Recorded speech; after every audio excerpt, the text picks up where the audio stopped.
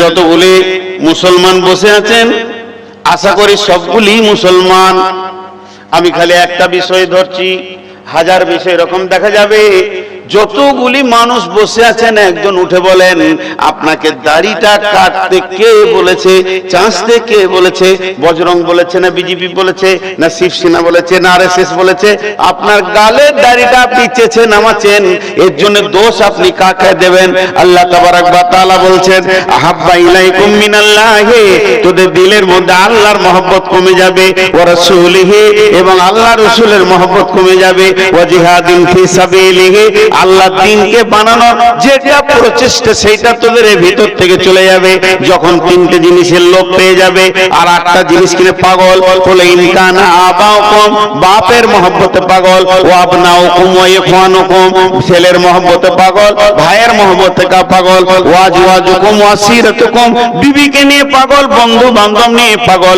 টাকা খরচা হবে বাপের পেছনে, ভাইয়ের পেছনে, বন্ধুর পেছনে, বিবির পেছনে, বেটার পেছনে, আর খরচা হবে অট্টালিকার পেছনে, গাড়ি বাড়ি চাকরি বাকরি ব্যবসা বাণিজ্য নিয়ে পাগল, আর যে অট্টালিকাটা বানিয়েছো সেইটা নিয়ে পাগল। এই আটটা জিনিস নিয়ে যখন তুমি পাগল হয়ে যাবে, তোমার কাছে তিনটে জিনিস ভিখিরির দরজায় পৌঁছে যাবে। একটা হলো বিকর্মাশা, এইরকম যত মাদ্রাসা আছে এগুলো ভিখিরির দরজায় পৌঁছে যাবে। আহাব্বা ইলাইকুম মিনাল্লাহি, আল্লাহর প্রতি মহব্বত তোমাদের কমে যাবে, ওয়া রাসূলিহি, রাসূলের উপরে মহব্বত কমে যাবে, ওয়া জিহাদিন ফি সাবিলিহি, এবং দ্বীনকে আগে বাড়ানোর মহব্বত কমে যাবে। আল্লাহ এখানে একটা কথা বলছেন ফাতারাব্বাসু ফাতারাব্বাসু ফাতারাব্বাসু ফাতারাব্বাসু হাত্তা ইয়াতি আল্লাহু বিআমরিহি, অপেক্ষা করো ততক্ষণ পর্যন্ত যতক্ষণ পর্যন্ত আল্লাহর হুকুম না এসেছে। আল্লাহু লা ইয়াহদিল কওমাল ফাসিকিন, আল্লাহ ফাসিক কওমদেরকে কোনদিন রাস্তা দেখান না।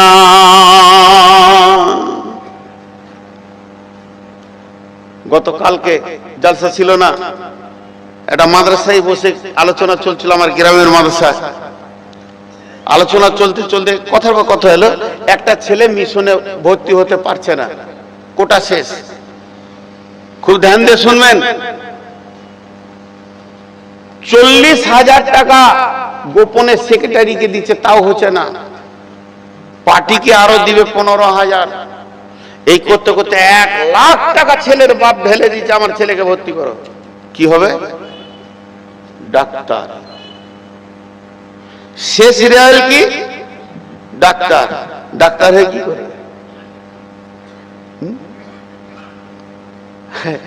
ঢাকাতে একটা হসপিটাল ওপেন করেছে, বিরাট হসপিটাল, পাবলিক হসপিটাল। আমার মহব্বতের মানুষ, অপারেশন রুমে যত যন্ত্রপাতি সব এনেছে, এখনো ওপেন হয়নি। আমাকে বলছে আপনি চলেন দোয়া করবেন।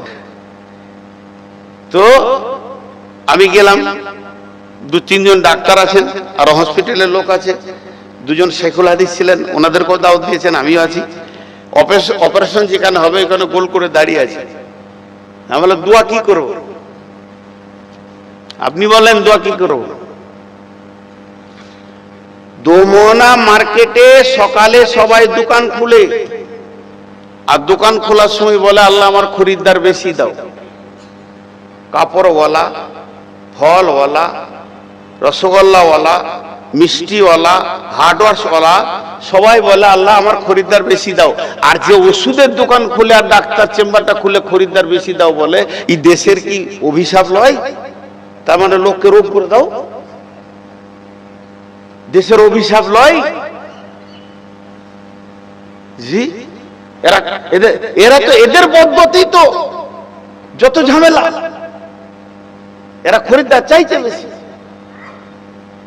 তো আমি ডাক্তার, 2 জন ডাক্তার ছিল, ওদেরকে বললাম বলেন এর উত্তরটা আপনার কাছে কি আছে, এর সৎ উত্তর আপনার কাছে কি আছে? আমি একটা ছেলে বর্তমানে মেডিকেলে চান্স পেয়েছে, 6 বছরের কোর্স তখন ছিল, এখন মনে হয় 8 বছরে করেছেন, 5 বছরে করেছে, আল্লাহ জানে। ওরা 1 বছর বাকি আছে। ওকে বললাম তুমি অন্য কোনো পেশা খুলে পেলে না, আইএসআই অফিসার হতে পারত, ইঞ্জিনিয়ার হতে পারত, ডাক্তারি করতে গেলে কেন? একজন ডাক্তার 2 লাইন লিখেছে চেম্বারের সামনে, আজও মুখস্থ করেছি, হে প্রভু এটা কত বড় বিড়ম্বনা, প্রতিদিন কত অসহায় মানুষের ভিতরে আমার রুজি। এটা 4 বার পড়বেন বুঝতে পারবেন। হে প্রভু, এটা কত বড় বিড়ম্বনা, এটা কত বিরক্তির ব্যাপার যে প্রতিদিন অসহায় মানুষের ভিতরে আমার রুজি। একজন চোখের পানি নিয়ে বাপকে কাঁদছে, ভাইকে কাঁদছে, কোলে করে স্ত্রীকে নিয়ে কাঁদছে, কোলের ছেলেকে নিয়ে কাঁদছে, আর ওর ভিতর থেকে ও গাড়ি চেপে উড়ে বেড়াচ্ছে। এটা কত লজ্জাজনক ব্যাপার। কিন্তু না, ইসলামের কাছে জ্ঞান নেন। ইসলাম বলছে সেবা হলো সব থেকে বড় জিনিস। যদি তার কাছে দিন থাকে তারপরে ডাক্তার হয়, সে কি বলবে যে আমি ওই কান্দার বিনিময়ে টাকা লিনি। আমি বলেছিলাম যে আমার কাছ থেকে 2 লাইন নিয়ে নেন, ওরা বললো মার্বেল পাথরে লিখে নিব। আমার কাছ থেকে আমি 2 লাইন কি দিলাম, হে প্রভু তুমি আমার সহায় হও, সেই অসহায় গুলোকে যেন হাসি মুখে বাড়ি ফেরাতে পারি। তুমি আমাকে এতটা হাতে যশ দাও, আমি ওষুধের দোকান খুলবো, আমি ডাক্তারখানা খুলবো। আল্লাহকে বলবো, আল্লাহ এই এলাকায় যত অসহায় মানুষ আছে তাদেরকে হাসি মুখে যেন আমি বাড়ি ফেরাতে পারি, তুমি আমাকে সেই খিদমতের তৌফিকটা দাও। এটা কে শিখেছে? রাসূলুল্লাহ সাল্লাল্লাহু আলাইহি ওয়াসাল্লাম শিখেছেন। এটা পৃথিবীর অন্য জায়গায় পাবেন না। কিন্তু আমাদের টার্গেট কি? যে একটা ছেলে কোরআন পড়ুক, একটা ছেলে হাফেজ হোক। এটা কার? আল্লাহর বাণী, যেটা মহা সত্য, এর উপরে আর কোনো সত্য নাই। ওখানে ছেলে ভর্তি করবে না, ভর্তি করছে মিশনে। উই আবার বলে যে আমি আল্লাহকে ভালোবাসি। মুখে বললে হবে আই লাভ মোহাম্মদ, বলছিলেন না ভাইজি স্যার, বড় বড় পোস্টার করে আই লাভ মোহাম্মদ, আর ওদের মুখে দাড়ি নাই। যদি হযরত উমর থাকতো তো, এরা তো আদিত্যনাথ যোগী তো জেলে পড়েছে, উমর থাকলে কতল চালু করে দিত। দাড়ি কেটে আই লাভ মোহাম্মদ, বেপরদা মেয়েরা বলছে আই লাভ মোহাম্মদ। মোহাম্মদ ওটা বলেছে, তোমাকে প্র্যাকটিক্যালে দেখাতে হবে। আল্লাহ তাবারক ওয়া তাআলা বলছেন, তোমরা বাপের মহব্বতে, ভাইয়ের মহব্বতে, সন্তানের মহব্বতে, বিবির মহব্বতে, বন্ধুর মহব্বতে, সঞ্চিত মালের মহব্বতে, আর ব্যবসা বাণিজ্য চাকরি বাকরির মহব্বতে, এবং যে অট্টালিকাটা বানিয়েছো এর মহব্বতে যখন তোমরা পাগল হয়ে যাবে, তোমাদের ধ্যান জ্ঞান 3টে জিনিস থেকে চলে যাবে। একটা হলো আল্লাহ থেকে, দ্বিতীয় নম্বর হলো রসুল থেকে। রসুলের সুন্নাত তোমার কাছে নাই, না খাওয়াতে আছে, না পান করাতে আছে, না শোয়াতে আছে, না উঠাতে আছে, না বসাতে আছে, না পেশাবে আছে, না পায়খানায় আছে। কোন জায়গায় রসুলকে আমি মানি না। আর আমি মুখে দাবি করে আমি নবী মুহাম্মদের উম্মত। আমি যখন পানি পান করি বাম হাতে পান করে নি, আমার খাওয়ার কোনি নাই। প্রত্যেক জায়গায় ডাইনিং টেবিল হয়েছে, ইভেন মাদ্রাসার ভিতরেও। এটা তো আল্লাহ রসুল পছন্দ করেনি ভাই আমার। এইভাবে যে আমরা চলছি, একটা সুন্নতকে শেষ করে দিয়েছি। আমাদের কাছে নবী মুহাম্মদ আর নাই, ইন্তেকাল হয়ে গেছে। শুধু মুখের দাবিতে মুহাম্মদকে রেখেছি। ওয়া দিন আমাদের কাছে নাই, দিন ইসলামের মহব্বত নাই আমাদের কাছে। আমরা দিন ইসলামকে হেয় প্রতিপন্ন করেছি। এই মুসলমানরা যত ইসলামের ক্ষতি করেছে অন্য জাতি অত করতে পারেনি। অঙ্ক করবেন, আল্লাহ বলছে অপেক্ষা করো, অপেক্ষা করো। আমি গাড়িতে উঠেছি, বাড়ি যাব এই রোডে, আর আপনি যে আমার গালে একটা বেশ 20 কেজি ওজনের থাপ্পড় বসিয়ে দিলেন, বিনা কারণে একটা চর মারলেন। বাড়ি তো বর্ধমান, আমি কি করব? খালি একটা কথা বলে গেলাম গাড়িটা ছাড়ার সময়, ঠিক আছে। এটার মানে কি করবেন আপনারা? ঠিক আছে তর্জমাটা কি করবেন? এতগুলো লোক বসেছেন, বলেন তো। যে মেরেছে ওকে বললাম ঠিক আছে, এর তর্জমা কি? তুমি মেরেছো, ঠিক করেছো, কথা বলে না। এর তর্জমা হচ্ছে মৌকা যদি আমারও মিলে, এর শুধু আসলটা দেবো না, সুতো লাগিয়ে দেবো খানিক। সেদিন তুমি বুঝবে যে আজকের যাতনা কত। এবার বলেন, আল্লাহ আসমান থেকে দেখছে, আল্লাহ আসমান থেকে আমার উপরে দৃষ্টিটা রেখেছে। নূর মোহাম্মদ ঘুর ঘুর ঘুর ঘুর ঘুর ঘুর ঘুর ঘুর, বাপের পেছনে, ভাইয়ের পেছনে, আটটার পেছনে ঘুরতে ঘুরতে, ঘর বাড়ি অট্টালিকা এই করতে করতে সকাল হলো, সকাল থেকে সন্ধ্যা হলো, সন্ধ্যা থেকে সকাল হলো, সকাল থেকে সন্ধ্যা হলো। দিন গেল, দিন যেতে যেতে সপ্তাহ গেল, মাস গেল, বছর গেল, যুগ গেল, জনম কাল চলে গেছে। একবারও আল্লাহর দিকে আমার ধ্যান নাই। আল্লাহ কি বলেছেন কি করতে হবে, আল্লাহকে মাবুদ বলে মানতে হবে, আল্লাহর হুকুমের বাইরে চলে যাবে না। দিন ইসলাম কি বলেছে তার উপরে আমাকে চলতে হবে, আমার চেহারাটা বানাতে হবে, আমার চেহারা চেহারা দেখে যেন মুসলিম বোঝা যায়, আমাকে যেন নন মুসলিম না মনে করে। এই রকম করে আমাকে আবার নবী মুহাম্মদ সাল্লাল্লাহু আলাইহি সাল্লামের মতো নিজেকে আনতে হবে, এটা আমার ধ্যানে জ্ঞানের মধ্যে নাই। এই করে করে কাল গেল, যুগ গেল, গেল রে বছর, ছোট হতে আয়ু, ছোট হতে বুড়ো হলে আয়ু গেল তোর, সব চলে গেল। আল্লাহ বলছেন ফাতারাব্বাসু, অপেক্ষা করো, অপেক্ষা করো, হাত্তা ইয়াতি আল্লাহু বিআমরিহি, অতদিন পর্যন্ত অপেক্ষা করো যতদিন আল্লাহর হুকুম পৃথিবীতে না এসেছে। যেদিন আল্লাহর হুকুম এসে যাবে, আল্লাহ যেদিন এদেরকে ধ্বংস করবে, সেদিন কি করবে? আল্লাহু লা ইয়াহদিল কওমাল ফাসিকিন, আল্লাহ ফাসিকদেরকে কোনোদিন রাস্তা দেখান না।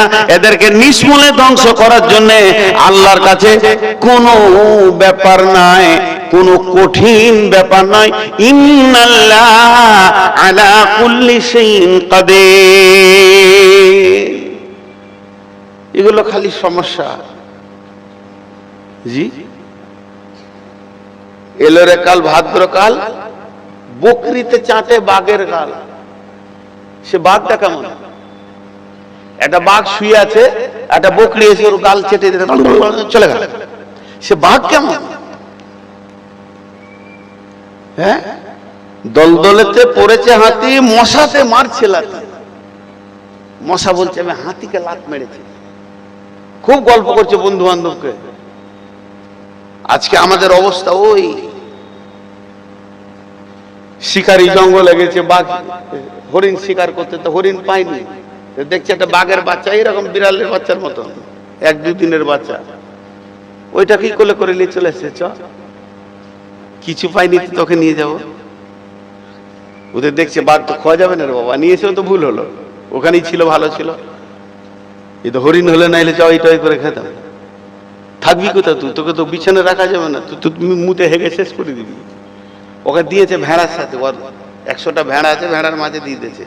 বাঘের বাচ্চা ভেড়ার মাঝে মানুষ হচ্ছে, ধীরে ধীরে ধীরে ধীরে ওকে ওর মতো খাওয়াচ্ছে।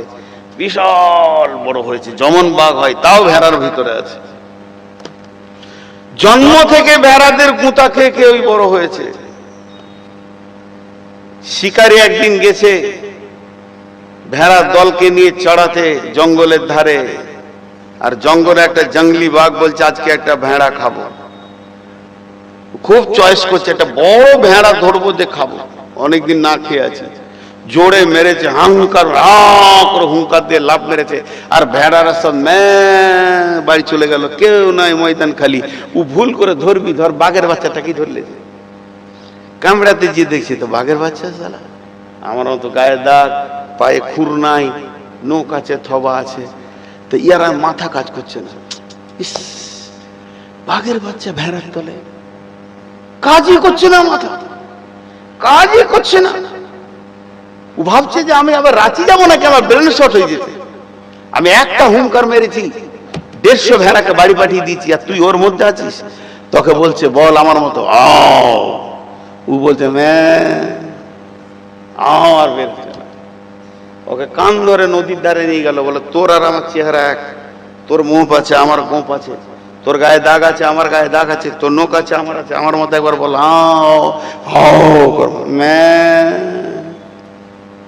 কপালে হাত দিয়ে বলছে বন্ধুরে, তুই ছিলি বাঘের বাচ্চা, একটা হুঙ্কার মারবি 1.5 লক্ষ বাড়ি ঢুকে যাবে। কিন্তু তুই ভেড়া দলে থেকে থেকে থেকে থেকে থেকে থেকে নিজের সত্তাটাকে হারিয়ে দিয়ে এখন ভেড়া হয়ে গেছিস, তোর হুঙ্কার আর আসছে না। মুসলমান ছিল বাঘের বাচ্চা, মুসলমান ছিল আদিল বাচ্চা, মুসলমান ছিল উমারের বাচ্চা, একবার দাঁড়াবে 1.5 লক্ষকে কাঁপিয়ে দিয়েছে, রোম সম্রাটকে বিজয়ী করেছে। এরা 313 জনে, এই 313 জনে বিজয়ী ঘোষণা করেছে। ও বদরের মধ্যে এরা যেখানে গেছে সেই জায়গায় জয় জয়কার দেখেছে। এই সম্রাটের সন্তান এরা আজকে ছিল বাঘের বাচ্চা, কিন্তু এরা লুডুতে, এরা তাসে, এরা চায়ের দোকানে, এদের বসার সময় নাই মসজিদে, এদের বসার সময় নাই মাদ্রাসায়, এরা এক কোণ বসতে পারবে না, 10 মিনিট মসজিদের তালিমে বসতে পারবে না, 10 মিনিট কোন আলেমের কাছে গিয়ে 2টা হাদিস কোরআন শিখতে পারবে না। তবে চায়ের দোকানে দিয়ে দাও, ঘন্টার পর ঘন্টা বসে থাকবে, খালি তাসের ঝালটা দিয়ে দাও, ওকে উঠতে আর মন যাবে না, খেতে মন যাবে না। এরা বেঈমানদের সাথে থেকে থেকে থেকে থেকে ঈমানগুলোকে হারিয়ে দিয়ে আজকে অর্ধেকের বেশি বেঈমান হয়ে গেছে। আজকে এর জন্য এদের উপরে আযাব এসেছে। ওয়া ইয়াকা ওয়াল মাসিয়া ফা ইন্না বিল মাসিয়াতি হালুন সাকাতুল্লাহ। আল্লাহর নবী বলছেন, যে গ্রামে, যে এলাকায়, যে বস্তিতে আল্লাহর নাফরমানি প্রকাশ্যভাবে চলবে, জেনা চলছে প্রকাশ্যে, লুডু চলছে প্রকাশ্যে, প্রকাশ্যে চলছে দাবা, প্রকাশ্যে ঘোষণা করে চলছে সুদ, প্রকাশ্যে চলছে লুচ্চামি, পরকীয়াতে ভর্তি হয়ে গেছে। আমি অন্য জাতির কথা বলছি না, পার্টিকুলার মুসলমানের কথা বলছি। একটা মুসলিম বস্তিতে বেপরদা প্রকাশ হয়ে গেছে, কেউ পর্দায় থাকে না। আল্লাহ তাবারক ওয়া তাআলা নবী বলছেন, অবশ্যই আল্লাহর গজব এবার আসবে। পূব দিকে কালো মেঘ উঠেছে, এর জন্য তোমাকে আর বলতে হবে না, কোরআন হাদিসে জালসা করতে হবে না যে বৃষ্টি হবে। তুমি নিজের মালকে গুটিয়ে নাও, কাপড় গুটিয়ে নাও, না হলে পূব দিকে কালো মেঘ উঠেছে, তুমি এখন ভিজে শেষ হয়ে যাবে। সারা পৃথিবীর অন্য জাতিদের দিকে তাকাবেন না, শুধু মুসলিম মুসলিম মুসলিম পার্টিকুলার মুসলিমের দিকে তাকিয়ে দেখেন। এরা আজকে দিন থেকে সরে চলে গেছে, এরা সরে চলে গেছে আপনার কিনা রসুলের তরিকা থেকে, এরা চলে গেছে রসুলের দেওয়া নুরানি তরিকা থেকে। এরা ইসলাম তো নাই, কোরআন হাদিসের বিচার নাই, কোরআন হাদিসের মতো চলার মতো কিছুই নাই। আল্লাহ তাবারক ওয়া তাআলা বলছেন, মার তোরা খাবি না তো কে খাবে? এবার শেফার কথা বলবো 10 মিনিট। হুজুর কে নিয়ে আসে? হ্যাঁ, 11টা বাজতে চললো। হ্যাঁ, মাথা খারাপ হয়ে গেছে। যাতে মাথা হলে ঠিক আছে, আমি 11টায় ছাড়বো। নিয়ে আসেন, মুরগি কিনে আসেন, পুরাতন চাল ভাতে পারে, ফজর পর্যন্ত চালাবে। বুড়া হয় না, ওর রস বেশি। আবার বিয়ে করবো বলছে। হ্যাঁ, ভালো লাগলাই। এবার আমি এইগুলো থেকে বাঁচার রাস্তাটা বলছি, খুব সহজ একটা উদাহরণ দিচ্ছি। এই উদাহরণটা দিলে আবার ইউটিউবার দিকে সাবধান করে দিচ্ছি, কোনো থাম্বনেল বানাবে না এই উদাহরণের। আর আগামী থেকে আমি যেখানে জলসা করবো তোমরা যেও না। আর একটা কথা বলছি, 26 সাল থেকে কোনো ইউটিউবার আর পয়সা পাবে না, ঘোষণা করে দিয়েছে। খামখামলা করিয়ে না। আবার মেয়ের ছবি দিয়ে দিচ্ছে ভালো ভালো, যখন ইয়ং ছিলাম তখন দেয় না, পাকা দাড়িতে এখন দিয়েছে মেয়ে ছবি। এদের বিচার কে করবে? এরাই তো ইসলামকে শেষ করে দিচ্ছে গো, আজে বাজে ছবি দিয়ে।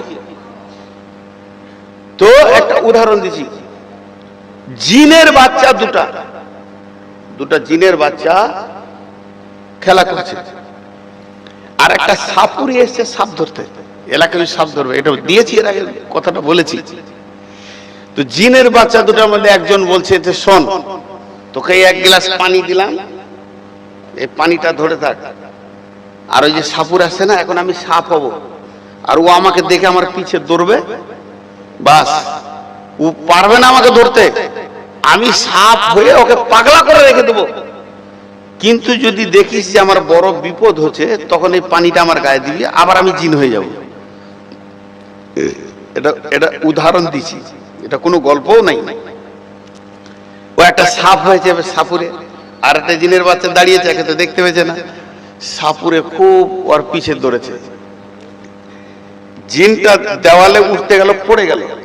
সাপটা দেওয়ালে উঠতে গিয়ে পড়ে গেল, গাছে উঠতে গিয়ে পড়ে গেল, ইটের ফাঁকে ঢুকতে গিয়ে পড়ে গেল, যেখানেই যাচ্ছে ওখানে পড়ে গেছে।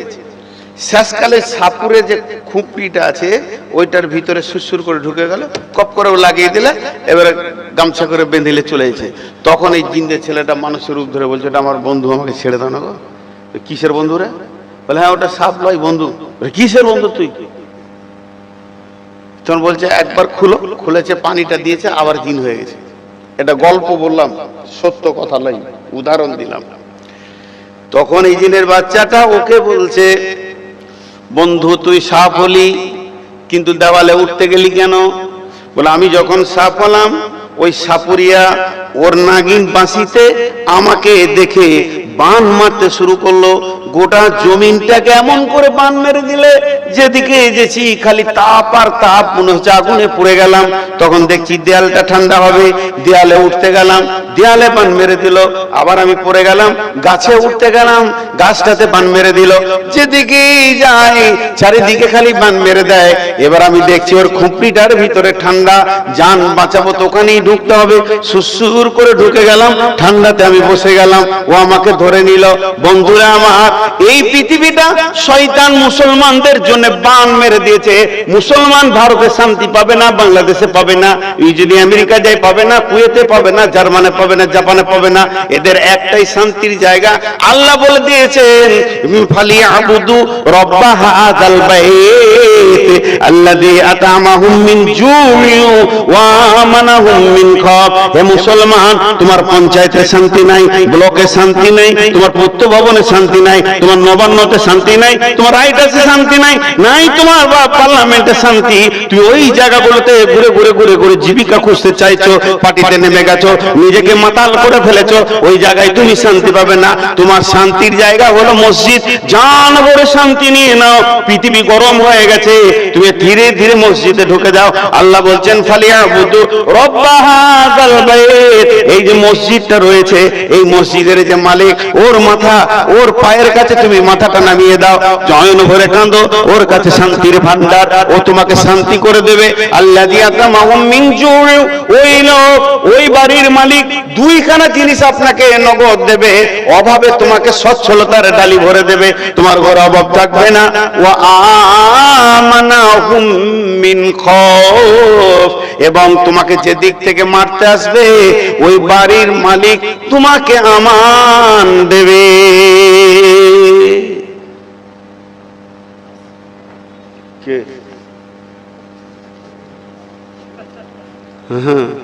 যে যা ফোন করবে 11টা বাজে কুটকো কেটে